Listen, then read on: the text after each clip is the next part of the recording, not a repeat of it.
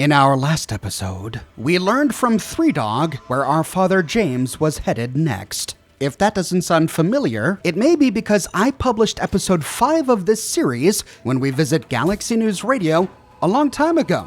So instead of remaking that video for this series, I figured we'd continue on with the story. If you missed episode 5, when we go to GNR and meet Three Dog, you can watch that video by clicking here.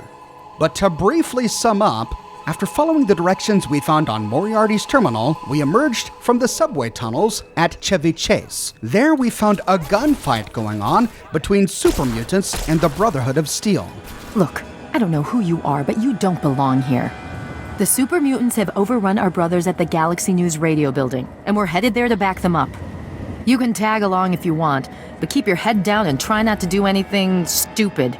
This was Lion's Pride, an elite squad of Brotherhood of Steel Knights led by Sentinel Sarah Lyons, the daughter of Elder Lyons, the leader of the Brotherhood of Steel here in the Capital Wasteland. Since we were both headed towards GNR, we accompanied each other. We found the Early Dawn Elementary School under siege by super mutants. Incidentally, this is the same elementary school that the original children of Little Lamplight came from. When we arrived at GNR, we had to fight a super mutant behemoth.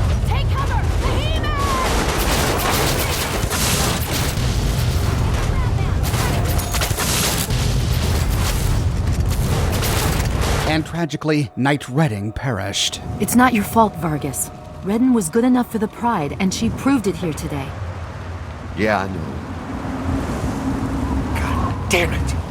When clear, we entered GNR and walked up the stairs to chat with Three Dog. Like Moriarty before him, Three Dog has information we want, but he refuses to give it to us unless we help him first. The reason Gob was having so much problem listening to GNR back at Moriarty's saloon was because Three Dog's radio dish got damaged. You see, their broadcast dish was at the top of the Washington Monument, and a super mutant took a pot shot at it, ruining it. He can't find a replacement, but a Brotherhood of Steel soldier mentioned that he saw something looking like a dish inside the Museum of Technology. This dish was on the Virgo 2 lunar lander, the vehicle America used to reach the moon. He said that he would tell us where our father is if we retrieve and install the dish. After agreeing, we headed out the back door and opened a chain gate to Metro Junction.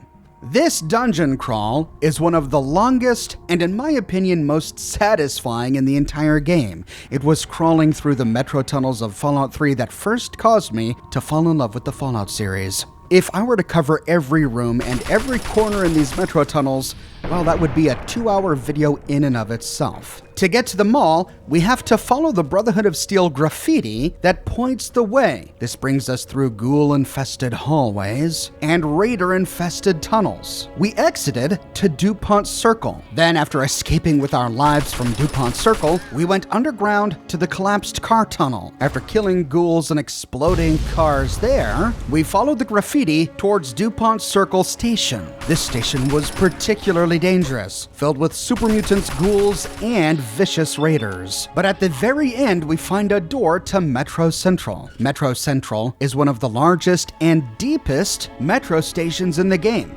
spanning multiple levels, with numerous exits. It's easy to get lost here. We explored until we found Museum Station.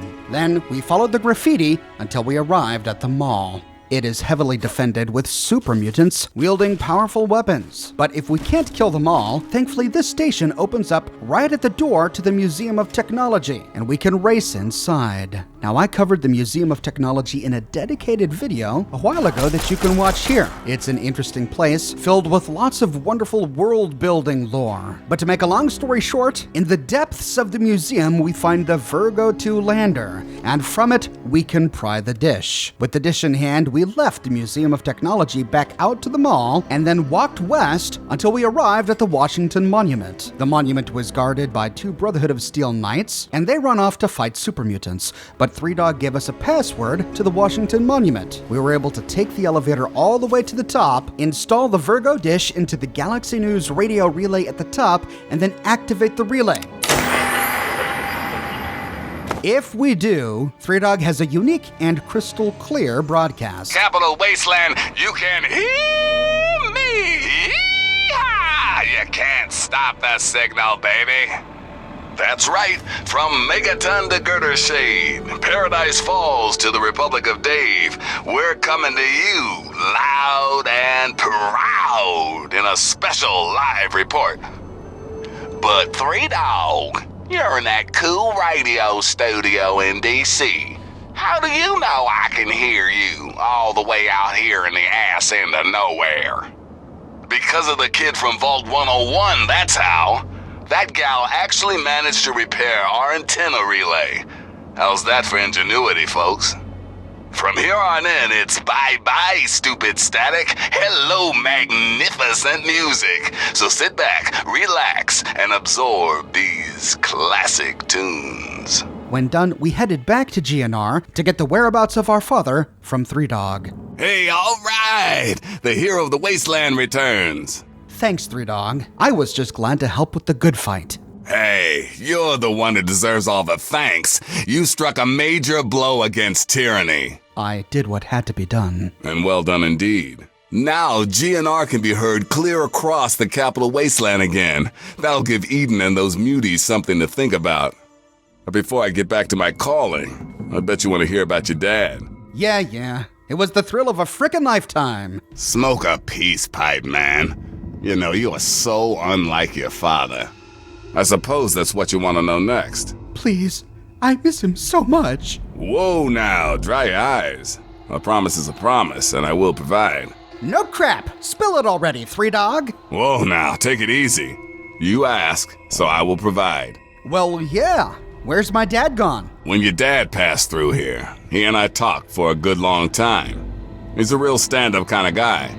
He mentioned some scientific mumbo-jumbo which didn't make sense to me. I mentioned something called Project Purity. He also said something about going to visit a Dr. Lee in Rivet City. Then he left in a hurry. Rivet City? Where's that? You've never heard of Rivet City? Wow. Just wow. Well, a whole bunch of people got together and turned a beached aircraft carrier into a town. Pretty cool, huh? Just follow the river south from here. There's no way you can miss it. What kind of bullcrap is this? That's all you know? Look, I appreciate what you did for me. And I especially appreciate what you did for the people by fixing up my station.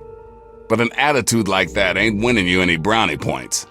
That's all I know, and that's all I'm gonna say about it. So why don't you move on now? Then Rivet City is where I'm headed. Goodbye. Remember to keep us tuned in while you're out there. And watch yourself. With that, he marked the location of Rivet City on our map and gave us a photograph of Dr. Lee. It's a bit dim and hard to make out on our Pip-Boy, but I think we can recognize her. Now, I did a multiple episode series on the full story of Rivet City a few months ago that you can watch here. But the one thing I didn't cover in that series is the story of Dr. Lee. So heading to Rivet City, we cross the bridge to get stopped by Harkness. Hold it right there. State your business in Rivet City. I'm looking for Dr. Lee. Yeah? Let me guess. No, she's not expecting you. But it's really important, and you need to see her right away. Been a lot of that going around lately, and I've had just about enough of it. So you're going to have to do better than that. My father came to see her. I'm trying to find him. Older guy, in his 50s or so? I remember him. He left already, but Dr. Lee might know more. All right, you can go on up. She'll be in the science lab. Just don't cause any trouble, or else you're going to answer to me. Taking the door to the left brings us to the stairwell. Turning left, we open a door to the middle deck. We then follow the signs to the science lab. At the end of the hall, we turn right, then take the first left to open the door to the science lab. We find Dr. Lee by taking the staircase to the bottom floor. She's usually walking around in a lab coat, examining vegetables on a nearby table. Look, this is a restricted area. I'm tired of telling you people. It's you. My heavens, you look so much like him. You're James's daughter, aren't you? What are you doing here? Wait, how do you know who I am? Have we met? You were too young to remember, and I suppose James never spoke of me. Typical. You know my father? Have you seen him? Well, yes, of course I do. Don't you know who I am? I suppose James never told you. Typical. I'm Dr. Madison Lee. I worked with your father many years ago. Your mother as well, in fact. You'll have to forgive me, this has all been very stressful. What with your father suddenly showing up here after being gone for so long. You have to understand that we put all of that behind us. Project Purity, our work, all of it. We've moved on, even if your father hasn't. Where's my father? Tell me now! Calm down, calm down! What are you doing here? James said you were still in the vault. Look, this is all terribly irrational. Your father just shows up here as if nothing happened. He walked out on us. I know he had his reasons. I know it was to protect you, but still. Project Purity was our life. It was the only thing that mattered, and then he just gave up. He abandoned us, and we were forced to move on. I've already told him that it's over. There's no going back. Project Purity was a failure, and he needs to move on. I'm trying to find my father. Have you seen him? You mean you haven't? I assumed he sent you here. For that matter, aren't you supposed to be in a vault? James said he left you there. Screw the vault. I'm not staying cooped up in there. I see. So you decided to leave one of the safest places in the wasteland, even though it was in your best interest to stay. Sounds familiar. I left the vault to look for him. Did you? I was under the impression that's exactly the opposite of what he wanted for you.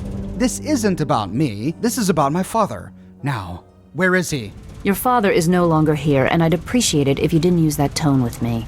Then stop wasting my time and tell me where he is. Well, I don't know where he is. The last I knew, he was going back to the old lab. Now, will you kindly leave? I have work to do. I'm sorry. Could you please tell me where he's gone? Your father insisted that we return to work on Project Purity. I tried telling him too much time has passed. There's no way it would work. Predictably, he refused to listen to me. He says he can prove it will work and headed off to the old lab. I'm sorry, I don't know what else to tell you. Where is this old lab of yours? It's in the old Jefferson Memorial building, northwest of here. Please, don't go after him. It was foolish of him to even think about going there alone. Then tell me where this lab is so I can get going. I'm going to tell you the same thing I told your father. Don't go. Whatever's left there, it isn't worth it anymore. The project was abandoned. We gave up. There's no reason to go back. I don't need a lecture. I just need to know where to go. Fine. Suit yourself. It's in the old Jefferson Memorial building northwest of here, along the river. Can you please tell me where my father went? The last I knew, he was headed back to the lab at Project Purity in the old Jefferson Memorial building. I still say it's dangerous, and he shouldn't have risked it. That's all I know. If my father is there, I need to go after him. It's in the old Jefferson Memorial building northwest of here, along the river. It's not a safe place, and I wouldn't recommend going alone. As I said, I told your father not to go. Can you tell me more about my parents? I suppose so. I worked with them for several years until your mother died, and your father decided it was time to leave. What else do you want to know? What was my father like back then? James? He was very driven, determined to change the world. Well, we all were back then, I suppose. He was focused on two things, really. Making Project Purity work, and your mother. When she died, I think he gave up. I know he wanted to keep you safe, but I think part of what he did was run away. But it seems that he never really was able to get over the idea. I'm frankly shocked that he waited all this time and wants to try again. I never knew my mother. What can you tell me about her? Yes, your mother was... well, she was a good woman. A very dedicated scientist. Your father loved her very much. It was a shame that she died. She had been excited to meet you. Why did my mother die? What happened? Complications from childbirth. None of us were expecting it. We weren't as prepared as we could have been. You have to understand, we were struggling with scavenged, derelict equipment. We did everything we could. You weren't prepared? My mother is dead. As I said, I am sorry. I'm afraid I can't go back and change the past. Whatever. I never knew her anyway. I'm sorry you never had the chance to know her. She was a good woman. I understand. I'm sure you did everything you could. Yes. Well, I'm sorry it wasn't enough. I'd like to know more about you. What? Well, I'm not sure what there is to tell. Your father and I, we worked together for a long time. I think we were really on to something. But then there were complications. The project was abandoned and your father disappeared. I returned here to Rivet City and established the lab you see before you now. Tell me about this project you worked on with my father. Project Purity, we called it. What do you want to know? What was the point of it? It was simple, really. Fresh, clean water for everyone. Such a simple idea, and yet so impossible to realize. The plan was to build a facility that could purify all the water in the tidal basin at once. No radiation, no muck, just clear water. It just turned out to be more difficult than we anticipated. Why didn't it work? We had the basic principles down, we understood most of the science behind it, but the radiation in the area is so pervasive. Small-scale tests were fine, but anytime we tried to test the process on a larger scale, it was just too much. Maybe if we'd had more time, or better equipment. Why did you stop working on it? What happened? You happened. It wasn't just you. We had more problems than we could handle already, but your birth is what finally pushed it over the edge. Your father decided that you were more important than everything we'd been working for, and he left. He left all of us. Once he was gone, the Brotherhood decided we weren't worth their time anymore. Without their protection, we had to abandon the purifier. What is this lab? What are you doing here? This is the Rivet City Science Lab. It's taken many long years to put together, but we've done well for ourselves. Our work on portable fusion power and hydroponics are coming along quite nicely, if not quite according to schedule. What kind of place is this Rivet City? Rivet City is one of the few bastions of civilization left in the land. We're working to rebuild our society, to make the world livable again. I have to go now. Good luck finding your father. So James came here, and it looks like his arrival was an unwelcome surprise for Dr. Lee. Though trying to read between the lines, I almost get the impression that there was something more between them at some point. At least, something on her end. Sounds like James went to the Jefferson Memorial. But before we head that way, we can inspect the one room in Rivet City that I didn't cover in my video on the topic, and that's Dr. Lee's personal quarters. To find her bedroom, we take the nearby staircase to the top level and open the door to the upper deck. Immediately on the other side of the door, instead of going up to the Weatherly Hotel, we see a locked door leading to Dr. Lee's bedroom. It's locked with an average lock, but if we pick it, we find Sister in her bed? Goddamn ghouls.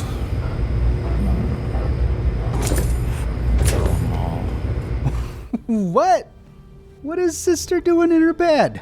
And he's muttering about his ghoul hatred. He was a former slaver from Paradise Falls. I don't think this means that Lee and Sister were having a fling. I think that's wildly out of character for Dr. Lee. I think it's just an NPC scripting quirk. Anyway, if we head to the desk near to her bed, we find 3 holotapes lying on top of it. The first is Project Purity, Journal Entry 1. We're back at work after a full week of delays. The Brotherhood soldiers were able to repair the sentry guns, much to my relief. I know Madison isn't comfortable having them here, but there's no denying that we'd be lost without them. We're still waiting on the full analysis of the last 3 small-scale purification tests. Catherine hasn't been feeling well, and it's slowing down our research. I don't mind, but I can tell that it's bothering some of the others.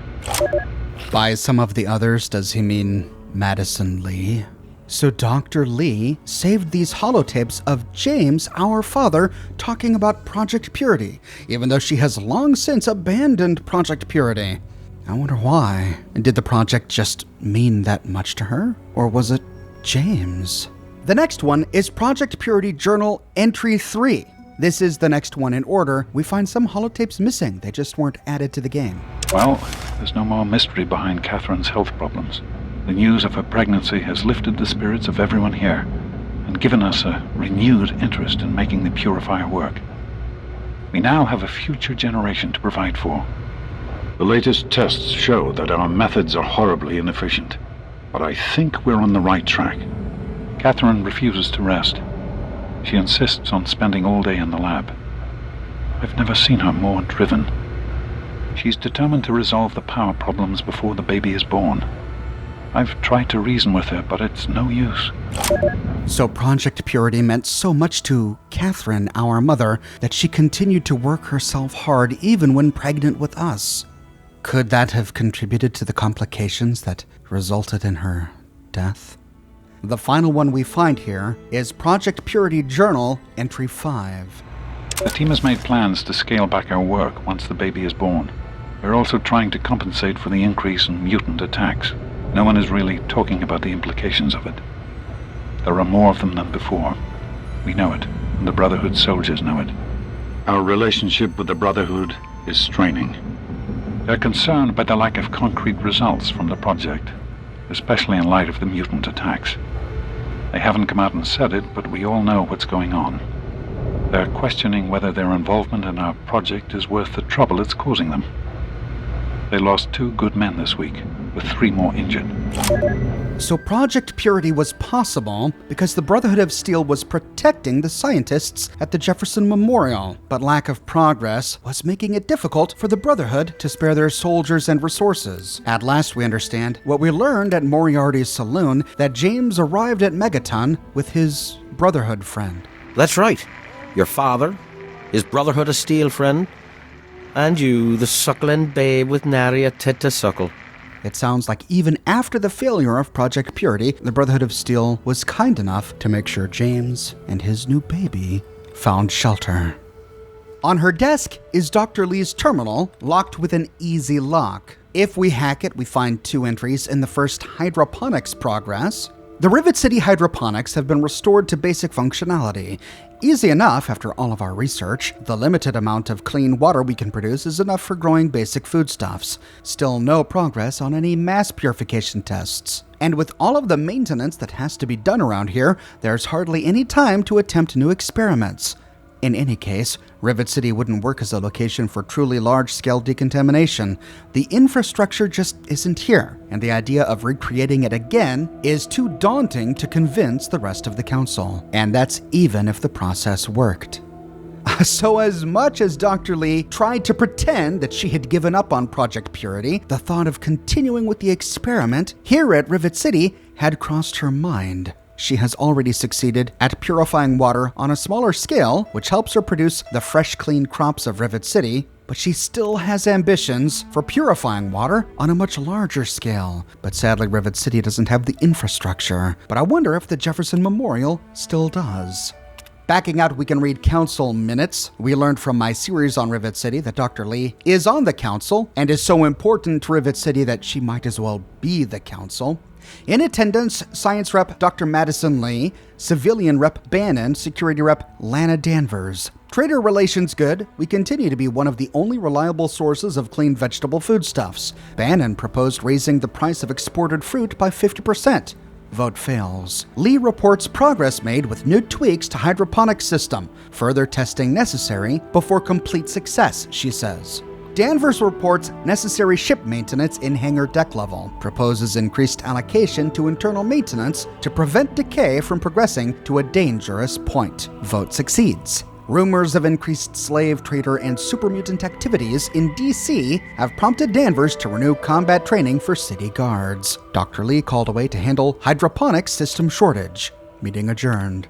Leave it to Bannon to try to make an extra buck off of Lee's hard work. We see a snapshot here of how important Dr. Lee's work is to the people of Rivet City. Even if she's not cleansing the water of the entire wasteland, over the past 19 years, she has made a huge impact where James has not. Because of her, people of the capital wasteland, if they can afford it, can eat clean and healthy fruits and vegetables. Instead, James chose to produce a 19-year-old child. I suppose then it's up to us to make that sacrifice worth it. With that, we've learned everything we can from Dr. Lee. We now have to head to the Jefferson Memorial, but thankfully, it's right next door.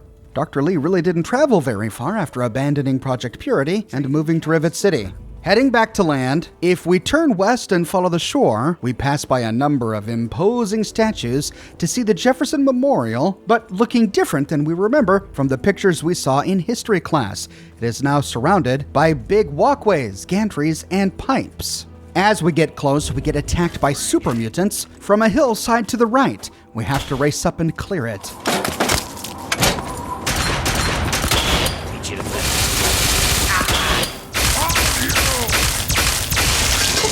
Once clear, we can head back down the hill towards the Jefferson Memorial, but we find that the ramps and gantries are all being patrolled by super mutants.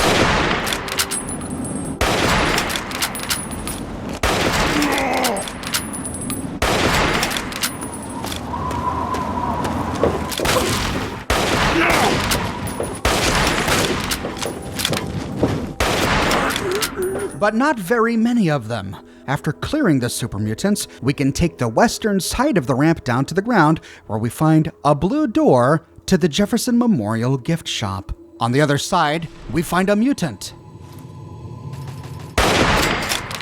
Heading down the hallway, we arrive at a split. Basement, gift shop, rotunda to the right, and then some other unmarked pathway off to the left. We'll start by going right. Sharon took care of a machine gun turret on the roof above us. Inside, we see a big sandbag barricade. There's a bathroom to the right, a door ahead of us, and a gift shop to the left. Dogmeat finds a super mutant in the gift shop. And another attacks from the room to the south. Found you. With the mutants dead, we can begin to loot. We'll start at the gift shop. After looting a first aid kit on the wall, we can head inside. Here we find a couple of ammo boxes and .32 caliber ammunition on a nearby shelf. Behind the counter, we find an open safe with a plunger inside, but nothing else of interest. Heading out of the gift shop, we find another ammo box immediately to the left. Heading west, we find the bathrooms, but these are empty, so we need to head south. We see a bunch of cables snaking along the wall towards this room, and pipes that really shouldn't be in a public-facing gift shop. Someone has built this place up after the apocalypse. The arrows pointing at this door say rotunda and basement. We are blocked by a wall. We have to turn right or left. Turning right. Okay, let's see what was around the other corner. We see the door to the rotunda off to the east. Okay, we'll head there in a bit. And just then another mutant attacks. Flank him. What's the matter? Can't stand the sight of your own blood? Nearby, we find a manhole cover leading to Taft Tunnels. But we can't access this yet. It's locked, and we don't have the key. Perhaps it'll become important later. Moving south, we can loot the mutant, and a nearby Nuka-Cola machine. We find another door to the Jefferson Memorial Rotunda to the east. Okay, 2 doors leading to the rotunda. But rounding the corner to the west, we find a bunch of chemistry equipment set out on tables. Lots of consoles lining the wall. Rounding this big concrete column in the middle of the room, we can loot the super mutant we killed upon entering the room, and a couple more containers. Turning around, the last thing we find is a door to the Memorial sub-basement to the south. We'll go here first before heading to the rotunda. On the other side of the door, we go down a long, winding staircase to get to the bottom of the sub-basement. Here, simply turning on our light alerts many of the mutants down below. They race up the staircase to the east.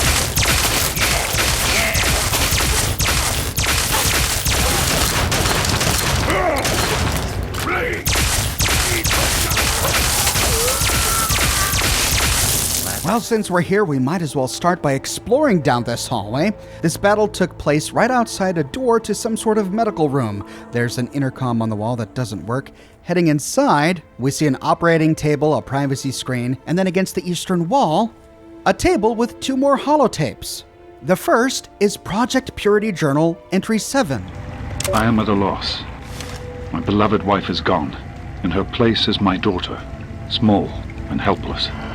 As much as this place means to me, as much as it meant to Catherine, this is no place for an infant, especially an infant without her mother. So Dad was here. He recorded these holotapes right after Mom died and must have left them here. Dr. Lee took the only ones that meant anything to her, the ones about Project Purity. She left the ones about our mother. In the next one, Project Purity Journal Entry 8. It's time to go. The project was in trouble before, both internally and externally. Progress has come to a halt, both because our recalculations have gotten us nowhere, and because the mutant attacks occur several times a day. I regret that it has come to this. I know that if I leave, our work may come to an end. Addison has never been on the best of terms with the Brotherhood. Aside from Scribe Rothschild, he'll tolerate none of them. If she's the one dealing with them, who knows what will happen? It breaks my heart to go, but I must put the needs of my child before my own. Sounds like Dr. Lee isn't much of a people person, but I think we already learned that after meeting her. I think it becomes clear why, if she really was interested in James, James didn't fall in love with her. she's not very lovable. But of course, that doesn't make her any less of a brilliant scientist. But turning around, we immediately understand the significance of finding those two holotapes here. We've been here before. It's the first thing we saw at the very beginning of the game. This is the very room where we were born, where we were given a name, where our mother died. We even see the gene projector that Father used to see exactly what we'd look like as adults. It's folded up and tucked against the ceiling, but there it is. This is where we were born. It was even Madison Lee who delivered us. It's all true. Heading out of our birthplace, we can head down the stairs to the east. We see signs on the wall. Mainframe to the right. Looks like we missed that. We'll have to go back up to find it. Also, we still have to explore that rotunda. But to the left, we find Fuse Access A1 and Flood Control. At the bottom of the staircase, we see a bunch of bunk beds. Is this where the Project Purity scientists lived? If so, it was quite an intimate affair, hardly any privacy at all. 4 bunk beds, 8 beds total. Did Catherine and James sleep here too? Passing through a door to the west, we arrive at a crossroads. Flood control to the left. We'll start with that. Turning left, we find a shelf with right away some ammunition and an ammo canister at the top. And then directly opposite the shelf, we find a door leading to a bedroom. Oh, well, at least one of the scientists had a cozy place to stay. There's a 4-post wooden bed here, not a rickety old bunk bed. And on a table nearby, we find a holotape, Better Days. That batch of tests was inconclusive, but Madison and I are convinced it's a problem with the secondary filtration system. We're going to recalibrate the equipment and try again tomorrow, so that... James, please. I'm trying to work. Now's not the time. So that's the next step. Assuming we get the results we need, we'll move on to... James! Stop! I need to finish these notes. We'll move on to diagnosing the issues with the radiation dampeners. That should... Ow! James! Now? We really shouldn't. It's a recording of Mom. This is the only time, aside from when we were first born, that the Lone Wanderer has heard her voice. Sounds like she and James were truly in love. And it looks like James was a bit of a drinker. We find a scotch bottle and an empty whiskey bottle right next to this holotape. Did he come here? Was he reminiscing? Turning around, we find a table with a broken terminal and a stack of holotapes. These are Project Purity journals, but they're different. These are personal entries. We'll start with the only entry that doesn't have a number. Well, here we are again. Project Purity and me. It's been close to 20 years since my last entry, since I left all of this behind to make a life for my daughter. We've spent that time in Vault 101, tucked away from the rest of the world. It wasn't perfect, but it was safe, and that's all I could have hoped for. Now my daughter is a grown woman. Beautiful, intelligent, confident, just like her mother. And as hard as it was to admit it, she doesn't need her daddy anymore. This is a new recording. So James was here. He came back to the Jefferson Memorial 19 years after abandoning it and came down to this room, his bedroom that he shared with Catherine, to reminisce and record more personal journals. Next, we can listen to entry 1. So here I am, back where it all began. Project Purity. God, we wanted to change the world. We really thought the waters of life could be a reality. And that's why this is a momentous occasion. Because even after 19 years, I still believe it. Project Purity can and will be operational. This is just the beginning. I can't even begin to imagine the daunting task ahead of him. Coming here 19 years later, his project cold, abandoned, and he has to piece it together from scratch? How did he even start? We can then move on to entry number 2. This is day 2 of my attempt to resurrect this project. I've got one of the portable fusion generators up and running, but it's just enough to power the emergency lighting and a couple of other systems. That will serve for now, but I'll need help powering up the mainframe. I'm to visit Madison at Rivet City. Oh, so he came here first before heading to Rivet City. When he told Lee he was coming to the Jefferson Memorial, she didn't know that he was actually going back to it. Next, in entry 3... I spoke with Dr. Lee, Madison, at Rivet City. It went about as well as I expected. That is to say, she thinks I'm completely mad. How can I blame her? She's got her own life, her own team, and is making real, tangible scientific progress. Here I come again, the very paragon of failure and false promises. But the reality is, I need Madison and whatever scientific team she may have assembled. I can't do this myself. Project Purity is bigger than me. It always was. And without Catherine, God, I can't let this die. Not again. Not like this. Is he doing this just for Mom? Does he somehow think that if he can finally get Project Purity running, that Catherine won't have died in vain? Or does he perhaps think that getting it working would be redemption? Redemption for allowing his wife to die? We begin to see that our father is a very complicated man. And then we see it. On the wall, beneath a light bulb, is our mother's favorite scripture. I am the Alpha and the Omega, the beginning and the end. I will give unto him that is athirst of the fountain of the water of life freely. So that's why this was Catherine's favorite verse. The waters of life. She saw Project Purity as a way to give the people of the capital wasteland unpolluted water, the waters of life, freely. Our mother really was dedicated to the project. Passing out of our parents' bedroom, we can continue right down the hallway, but this leads to a dead end. We see a switch on the wall, the flood control power switch, but at the moment, it doesn't do anything. Probably because, as we learned from the holotapes, Father only enabled the memorial's backup power. Not everything is functional. Heading back to the crossroads, we can go straight. Here we find 2 big vats filled with water. One of them is deep, but swimming inside we don't find anything, and the other one is shallow. Both pools are irradiated, so Project Purity clearly isn't working yet. This room is vaulted, though. We see the room we passed. In order to come down here above us, we'll have to head back up to explore that in a minute. There's a doorway to the west that leads down to Fuse Access A1. At the bottom, we see the fuses to the right, but we can't access these yet. We must not have the right materials to turn the power back on. But turning south and going up the stairs, we find another super mutant. I love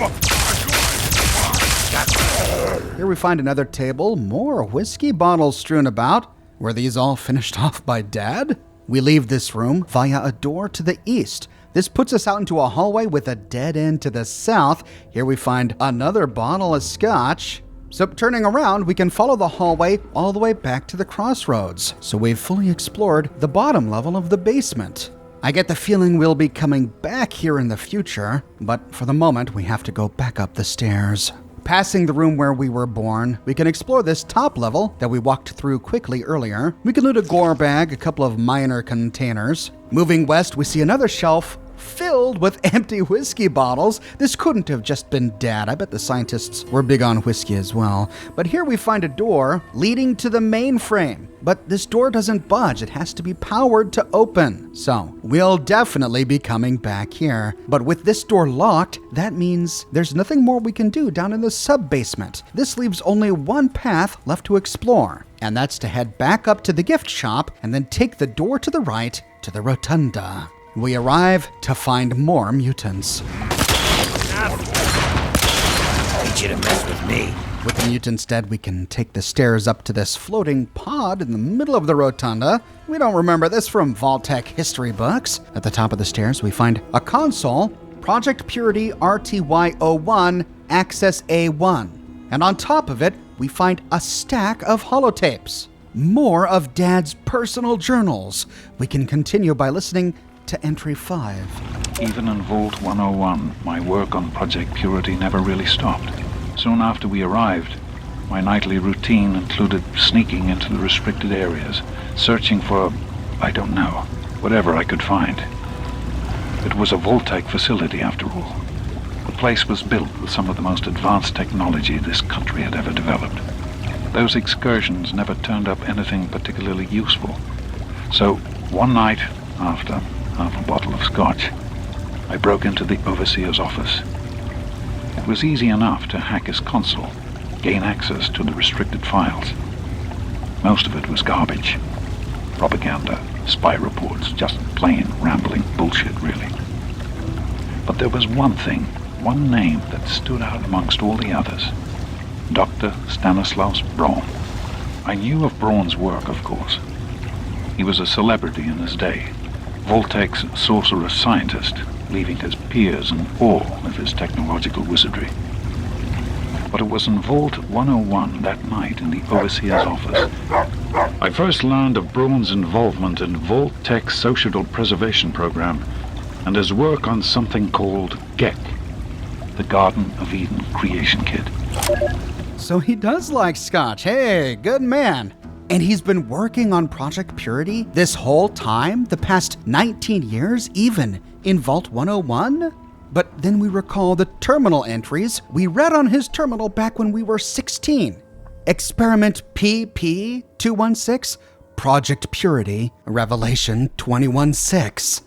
Even back then, he was working on Project Purity. That's why he stole the Vault's water chips. And it was this project, Project Purity, that Jonas was helping James with. And that's why Jonas helped Father escape the Vault. He knew about Project Purity, and he was trying to help James save the world. And it cost him his life. And it looks like Dad read the same terminal entries we read on the Overseer's terminal while we were escaping the Vault. In those entries, we read a letter from Dr. Stanislaus Braun, giving instructions to the Overseer and talking about the GEC, the Garden of Eden creation kit, describing the GEC as a terraforming module that can bring life to an irradiated wasteland. Well, there you go. No wonder Dad was intrigued by Stanislaus Braun. A module that can bring life back to an irradiated wasteland likely has the ability to purify water. That's exactly what he needs. Tragically for Dad, Vault 101 didn't come equipped with a GEC. That's because as part of Vault 101's experiment, the doors were never supposed to open. Next, entry number 8. To be honest, the GEC sounded like pure fantasy, even for someone of Braun's capabilities. It was nothing short of a miracle. A terraforming module capable of producing life from complete lifelessness. But not only was this thing a reality, it was actually distributed to several vaults to be used after an atomic war. Vault 101 was, sadly, not on that list.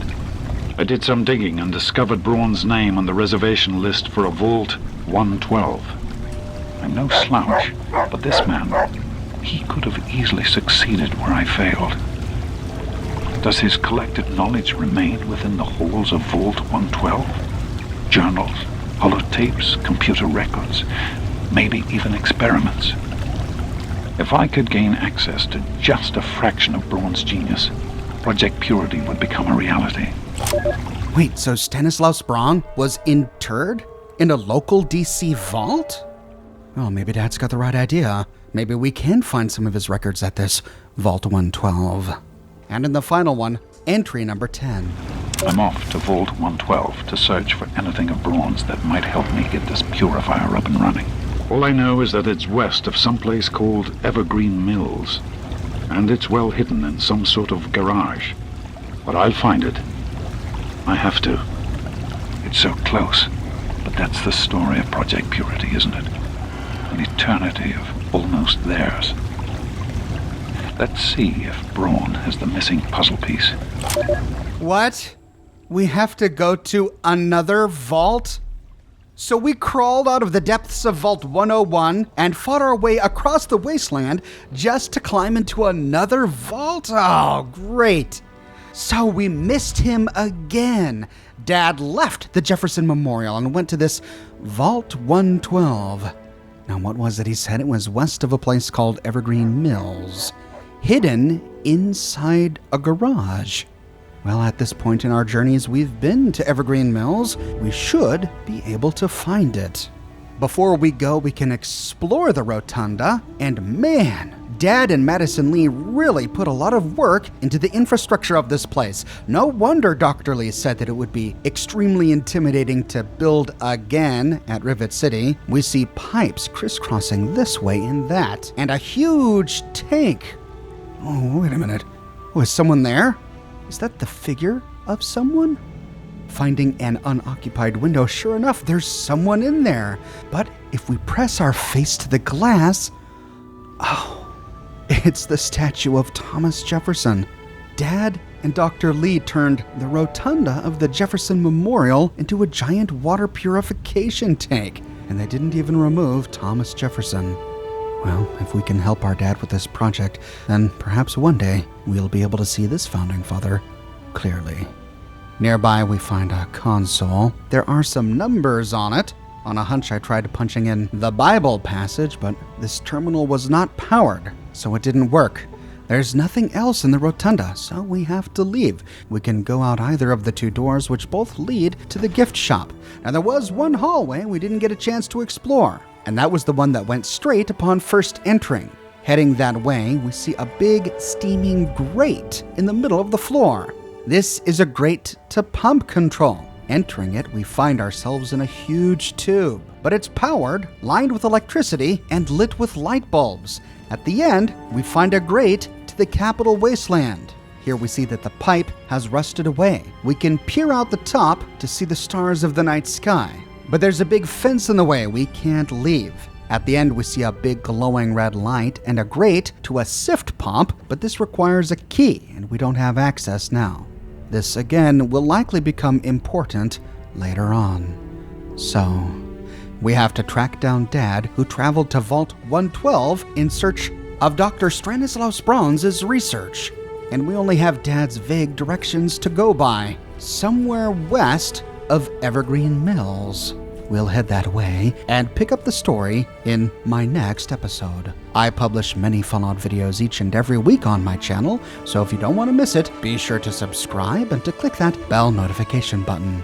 If you have and you feel like you're still not getting notifications, consider following me on Twitter at Oxhorn. I update Twitter manually with every new piece of content that I publish. I have a shirt shop with completely unique designs that you can't find anywhere else. My designs come on shirts in a variety of men's, women's, and children's sizes, and in a wide array of colors. You can find them on other products as well, like smartphone cases, pillows, posters, mugs, stickers, prints, etc. So if interested, you can find a link to my shop in the description below, or you can click here. If you like what I do and you want to support me in a more personal way, consider becoming a patron on Patreon or a member here on YouTube. But more than anything, I'm just so glad you're here watching this video with me today. Thank you so much for watching, and I'll see you soon with more brand new videos.